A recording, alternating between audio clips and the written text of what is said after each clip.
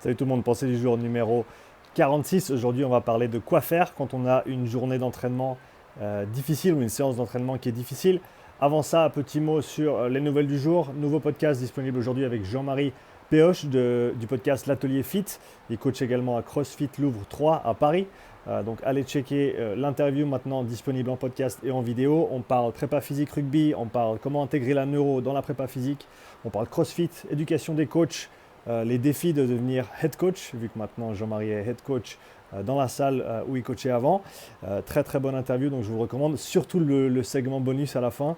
Bonus dans le sens où ce n'était pas une question planifiée nécessairement, mais on a échangé sur un format un petit peu plus libre et c'était vraiment cool. Donc écoutez-le jusqu'à la fin, celui-là. Et jeudi de cette semaine, nouveau podcast aussi avec Ben House, Dr. Ben House. On parle comment rester dans le moment, on parle de l'éducation des coachs encore une fois, on parle des réseaux sociaux, très très bonne interview également, donc je vous le recommande fortement. Retour sur le sujet du jour, donc que faire quand on a un jour d'entraînement difficile ou une séance d'entraînement difficile.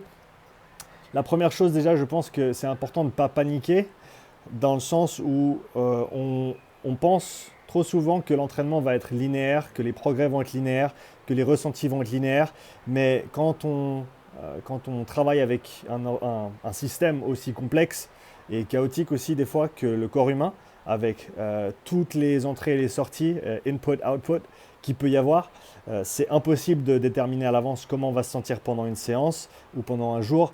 Juste parce qu'on a bien dormi le jour avant, ça ne veut pas dire que nécessairement on va se sentir à fond le lendemain. Et donc il faut se permettre d'avoir des jours d'entraînement qui ne sont pas aussi bien que ce qu'on voudrait. Maintenant, ça ne veut pas dire que... Voilà, je pense que c'est important de différencier on va dire une mauvaise séance dans la semaine et une série de mauvaises séances sur plusieurs jours ou sur plusieurs semaines qui pourraient à ce moment-là nous mener à peut-être creuser un petit peu plus. Mais donc la première chose, si juste une séance dans la semaine va pas, faut pas trop se poser de questions. Je pense que c'est important de savoir que l'entraînement vient avec des hauts et des bas. Et psychologiquement, il ne faut pas trop se rattacher à quand ça ne va pas. On sait qu'il y a des jours où ça va aller très bien, il y a des jours où ça ne va pas aller du tout, et il y a la majorité des jours où ça va être un petit peu entre les deux. Ça va être des bonnes séances, mais ça ne va pas être incroyable non plus. Ça fait partie de l'entraînement, c'est comme ça. Surtout pour les athlètes, surtout pour ceux qui s'entraînent beaucoup de fois dans la semaine, c'est un processus qui ne va pas toujours être facile, mais il faut savoir psychologiquement ne pas se laisser attrapé par des mauvaises séances par-ci ou par-là.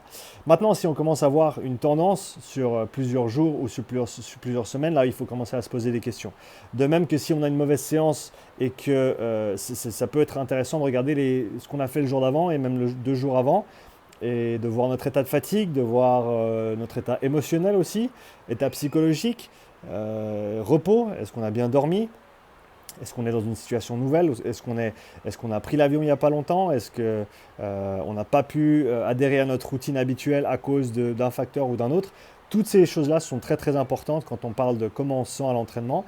Et donc, il ne faut pas oublier quand ça ne va pas refléter un petit peu sur ces différentes choses qui peuvent avoir une grande influence sur l'entraînement et d'essayer de les optimiser pour la prochaine fois ou de se dire, bon, ben, d'en tirer certaines conclusions, d'apprendre, c'est le plus important. Faire des erreurs, c'est normal, ça fait partie du processus d'entraînement, mais le pire qu'on puisse faire, c'est faire des erreurs et ne pas en apprendre et donc refaire les mêmes erreurs derrière.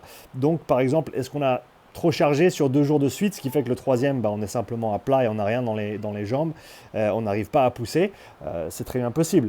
Est-ce que cette troisième séance dans la semaine était importante? Si oui, est-ce que la deuxième séance dans la semaine était aussi importante?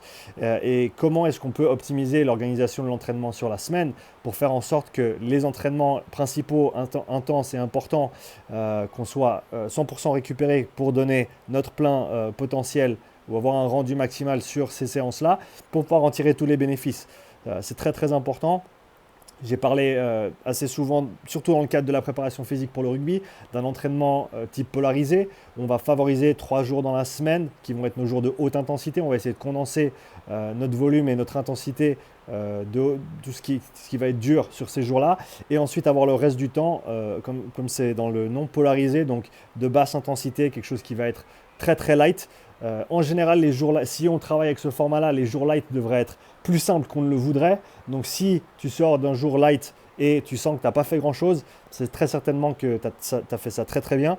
Si tu sors un petit peu crevé de ta journée light, tu n'as pas fait assez light, ce qui va certainement impacter l'intensité que tu peux mettre le jour suivant. Donc des petites choses à considérer, mais donc point principal de cette vidéo, c'est vraiment ne pas se prendre la tête quand on passe de mauvaises séances, quand on a une mauvaise séance, simplement parce que ça fait partie du processus de l'entraînement. On ne peut pas toujours être à fond, ça ne peut pas toujours être parfait. Et juste parce qu'on a une mauvaise séance, ça ne veut pas dire qu'on doit tout remettre en question. Il faut se poser des questions, certes, mais il faut les poser au bon endroit et pas tout jeter à la poubelle et simplement faire de micros ajustements pour se redresser en termes de cheminement et pour retrouver la bonne voie vers le progrès et vers la continuité de l'entraînement. Donc voilà pour la pensée du jour. Dites-moi ce que vous en pensez comme d'habitude dans les commentaires sous la vidéo.